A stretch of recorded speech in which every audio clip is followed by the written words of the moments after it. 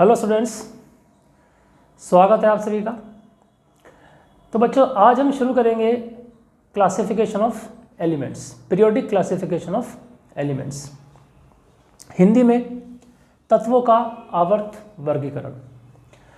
अब देखिए, आज इसका फर्स्ट पार्ट हम कवर करेंगे, एक इंट्रोडक्शन इस चैप्टर के बारे में कि क्लासिफिकेशन किसे कहते हैं, क्लासिफिकेशन क्या होता है, क्यों ज़रूरी है क्लासिफिकेशन। सबसे पहले तो आप इसको समझने की कोशिश कीजिए कि हम क्लासिफिकेशन करते हैं, उसकी रीज़न क्या होता है, क्यों हम क्लासीफाई करते हैं। देखिए, क्लासीफाई करने का रीज़न ये है कि क्लासिफिकेशन से या जब हम वर्गीकृत करते हैं चीज़ों को, तो हमारे लिए उनको स्टडी करना, उनके बारे में रिसर्च करना और उनकी जानकारी को याद रखना हमारे लिए आसान हो जाता है। अब देखिए, बहुत सारे एलिमेंट्स हैं, मान लीजिए आपके आसपास की चीज़ें हैं बहुत सारी, आप सबको एकदम से याद नहीं रख सकते, तो हम क्या करते हैं, हम ग्रुप्स बना लेते हैं। तो क्या होता है, ग्रुप में हमारे लिए वो चीज़ें, एक जैसे चीज़ों का हमने ग्रुप बना लिया। सपोज करो कि जैसे टेक्स्ट बुक्स हैं, तो हमने टेक्स्ट बुक एनसीईआरटी बुक्स है, तो हमने एनसीईआरटी बुक्स का एक अलग ग्रुप बना लिया। कम्पिटिटिव बुक्स हैं, अलग बना लिया।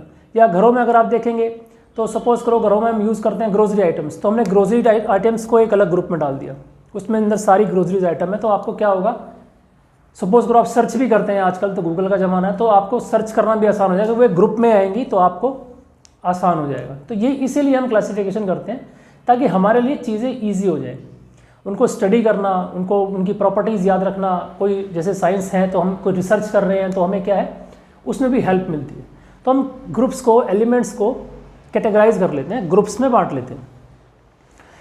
अभी जो टेबल है जो हम पढ़ेंगे वो मॉडर्न पीरियोडिक टेबल है, बहुत एडवांस है और बिल्कुल परफेक्ट, जो अभी भी चल रही है। शुरू में कुछ प्रयास किए गए, उनके बारे में हम जानेंगे आज इस चैप्टर में। तो आइए शुरू करते हैं आज का चैप्टर।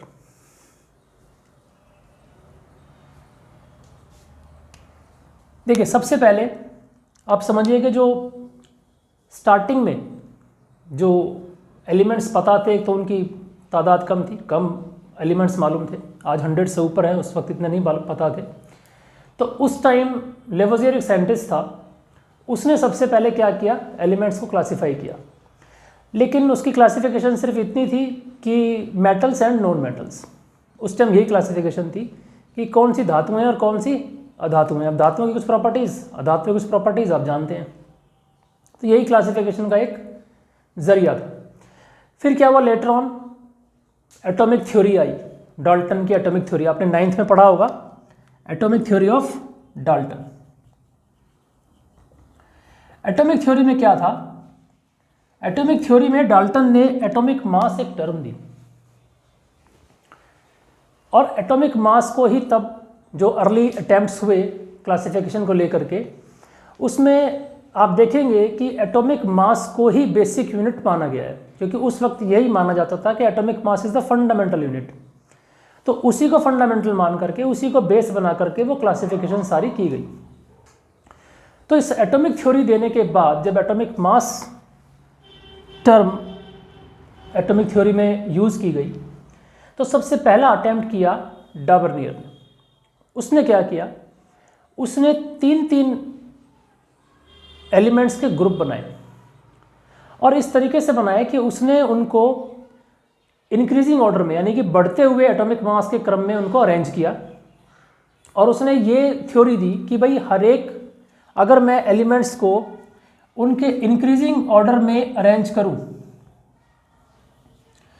मान लीजिए इसका एटॉमिक मास इंक्रीजिंग ऑर्डर में चल रहा है, बढ़ते हुए क्रम में एटॉमिक मास, बेसिक यूनिट क्या लेनी है, एटॉमिक मास।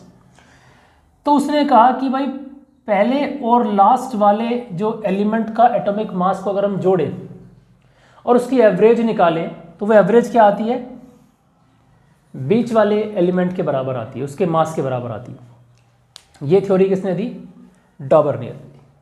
तो इसका लॉ क्या है, according to this law, when the 3 elements of a triad were arranged in order of their increasing atomic masses, बढ़ते हुए एटॉमिक मास के, एटॉमिक मास को हिंदी में कहेंगे परमाणु द्रव्यमान, बढ़ते हुए क्रम में जब हम उनको रखते हैं एलिमेंट्स को, तत्वों को, the atomic mass of the middle element, बीच वाले एलिमेंट का जो एटॉमिक मास है, दैट इज रफली average atomic mass of other two, इन दोनों के एवरेज निकालेंगे तो बीच वाला निकलता है।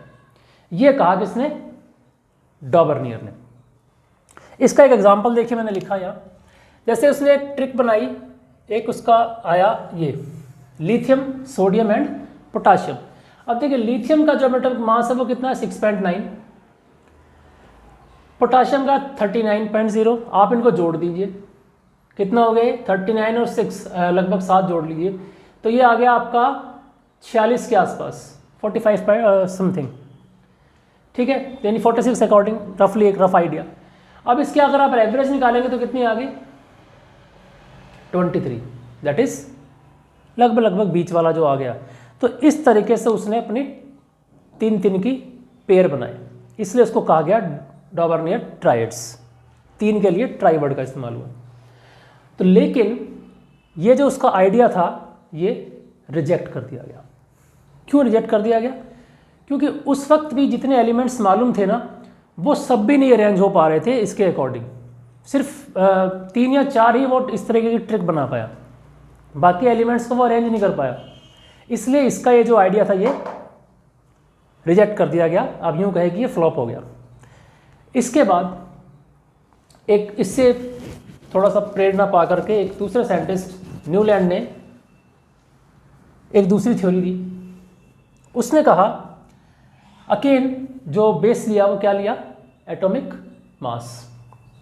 उसने कहा when elements are arranged in increasing order of their atomic masses, the properties of every 8 element, हर 8वां जो एलिमेंट आएगा वो पहले वाले एलिमेंट के क्या होगा? सिमिलर होगा, उसकी प्रॉपर्टीज पहले वाले से मिलती होंगी, just like 8 note of A musical instrument. जैसे किसी म्यूजिकल इंस्ट्रूमेंट में आपने देखा है 7 सुर होते हैं, सा रे गा मा पा धा नी, और 7 के बाद 8वां वापस से सा आ जाता है, ठीक है, यानी रिपीट होते हैं वो हर 7 के बाद 8वां। तो यही उसने उससे एग्जाम्पल लेकर के कहा कि भाई एटॉमिक मास को अगर मैं अरेंज करूँ इस तरीके से कि मैंने अरेंज कर दिए एलिमेंट्स, ऐसे ग्रुप बना दिए मैंने एलिमेंट्स के, ठीक है, तो हर एक 7 के बाद जो 8वां एलिमेंट आएगा वो यहाँ आएगा। मान लीजिए इसको इस तरीके से कर देते हैं, अरेंज कर रहे हैं यहाँ, तो 7 के बाद जो 8वां आएगा वो यहाँ आ जाएगा। तो 8वें की जो प्रॉपर्टी है वो पहले वाले एलिमेंट की प्रॉपर्टी है, मैच करेगी। ऐसे ही ये किसने दिया? न्यूलैंड ने दिया, ठीक है। अगेन ये एक फ्लॉप रहा। ये फ्लॉप क्यों रहा? इसकी कमी देखिए, अरेंजमेंट उसने की, लॉ है, आपको याद रखना है कि न्यूलैंड ने क्या लॉ दिया, डॉबर्नियर ने क्या लॉ दिया। एक एग्जांपल जरूर कर लेना डॉबर्नियर का। और इसका कमी क्या रही, क्यों ये रिजेक्ट कर दिया गया? क्योंकि ये जो अरेंजमेंट उसकी थी ये अप टू 40 मास तक ही सुटेबल थी। उसके बाद के जो एलिमेंट्स थे वो इसमें फिट नहीं हो रहे थे। 40 का मतलब हो गया कैल्शियम। कैल्शियम तक तो ये चल रहा था, ये उसका जो लॉ था, लेकिन उसके बाद ये फेल कर गया।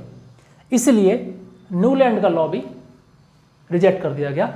यानी ये 2 अर्ली अटेम्प्ट्स थी, दोनों में बेस क्या लिया गया? एटॉमिक मास को लिया गया। आप कह सकते हैं ये थोड़ा सा बेटर था इससे। फिर क्या हुआ, लेटर ऑन एक और ग्रुप खोजा गया जिसको इनर्ट गैसेस कहते हैं। वो पढ़ेंगे हम अभी आगे जब मॉडर्न पीरियोडिक टेबल आएगी। इनर्ट गैसेस ये सारी निष्क्रिय गैसेस होती हैं, इनको निष्क्रिय गैसेस कहते हैं क्योंकि ये रिएक्ट नहीं करते किसी से। जब इनकी खोज हुई निष्क्रिय गैसेस की, तो क्या हुआ, अब ये सारी की सारी कैसी थी? जो निष्क्रिय थी, ये रिएक्ट नहीं करती थी, तो इनका एक अलग ग्रुप बन गया। अब इनका अलग ग्रुप बन गया तो ये हो गया, मान लीजिए यहाँ, क्योंकि इनकी तो प्रॉपर्टीज बिल्कुल अलग होगी ना, तो एक अलग से ग्रुप बनाना पड़ेगा आपको। तो ये हो गया 8वां ग्रुप आपका। अब इस लॉ के हिसाब से क्या है, हर 8वां एलिमेंट पहले वाले के बराबर है, लेकिन इनकी खोज के बाद हर 9वां एलिमेंट क्या होगा? पहले वाले के बराबर होगा, जो कि नियम का उल्लंघन हो जाएगा। नियम का मतलब क्या होता है? देखिए, लॉ का मतलब क्या है? लॉ का मतलब होता है कि वो यूनिवर्सल है, वो हर एक कंडीशन में ट्रू आएगा, वो कभी फॉल्स नहीं करेगा। लेकिन यहाँ क्या हुआ, एक तो वो 40 के बाद काम नहीं कर रहा, 40 जो एटॉमिक मास है उसके बाद। दूसरा, जब इनर्ट गैसेस की खोज हुई तो वो एक अलग ग्रुप बन गया। अब 8वां नहीं 9वां एलिमेंट पहले एलिमेंट के सेम हो गया, तो इसलिए ये लॉ भी न्यूलैंड का भी कामयाब नहीं रहा। इसके बाद टेबल दी मेंडलीफ ने, वो टेबल इनसे बहुत बेहतर थी, काफ़ी अच्छा काम किया मेंडलीफ ने, तो हम उसको पढ़ेंगे अपने सेकंड पार्ट में। फिलहाल आप ये एक इंट्रोडक्शन है, आप थोड़ा सा इस चैप्टर को पढ़िए, शुरुआत कीजिए, इन दोनों के बारे में, न्यूलैंड और डॉबर्नियर के बारे में आप पढ़ें। ठीक है बच्चों, मिलते हैं अगले वीडियो में, तब तक के लिए गुड बाय।